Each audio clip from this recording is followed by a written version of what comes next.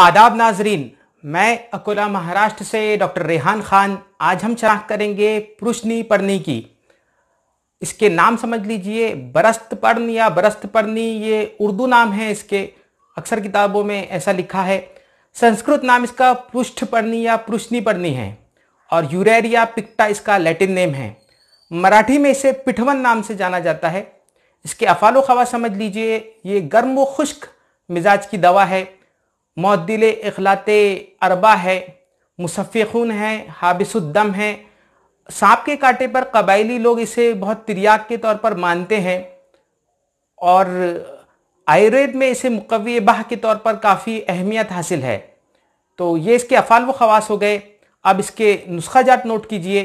पहला नुस्खा जो कि है हामिला ख़वातीन के मसाइल के लिए, ख़ास तौर से अगर उन्हें खांसी हो, दम्मा हो या स्पॉटिंग होती हो या जिस्म पर वर्म हो, तो ऐसी कैफियत में इस पौधे का इस्तेमाल है। इसमें करना यह है कि पुरुषपर्णी यानी बरस्तपर्णी के पंचांग का सुफूफ, उसमें मज़ीद मिलाना है अड़ूसा के पत्तों का सुफूफ और कंघी बूटी के पंचांग का सुफूफ।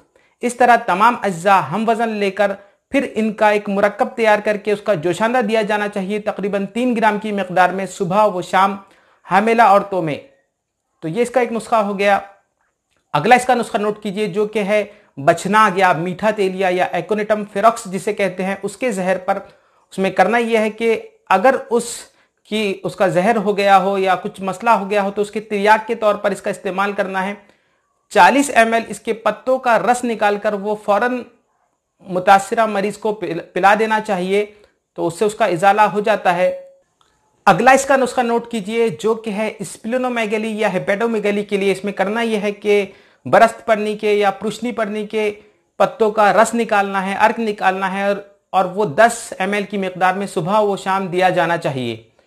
तो ये इसके नुस्खा जात हो गए। जो पहला नुस्खा मैंने बयान किया था वो असल में हाबिसुद्दम के तौर पर भी काम करता है। इसीलिए जो खूनी पेचिश होती है या खूनी इसहाल होते हैं या फिर खूनी बवासीर होती है या कसरत तम्स हो, तो ऐसी कैफियत में भी उस नुस्खे का इस्तेमाल, अव्वल नंबर के नुस्खे का इस्तेमाल हो जाता है।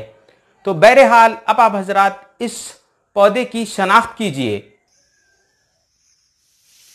मुशायरा कीजिए इस पुरुषनीपर्णी के पौधे का। ये 3 से 4 फीट ऊंचा होता है और काफी घने जंगलों में हमारे यहाँ पाया जाता है। ये देखिए इसकी गुलदारी, ये इसके फूल और जो सियाही माइल हिस्से आपको नजर आ रहे हैं, दर हकीकत वो इसके बीज हैं।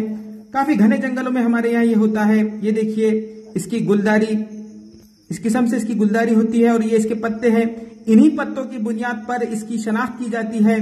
बड़े मुतफर्रिक किस्म के इसके पत्ते होते हैं। ये देखिए जो पत्ते हैं उनके बीच में से एक हरी किस्म की कतार गई है, तो इन्हीं की बुनियाद पर इसकी शनाख्त होती है। फिलहाल सितंबर के मौसम में इस पौधे की ये हालत है, तो इन पत्तों का मुआयना कीजिए। इन्हीं पत्तों से आपको इसे पहचानना है।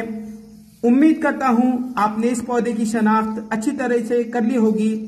खुदा हाफिज।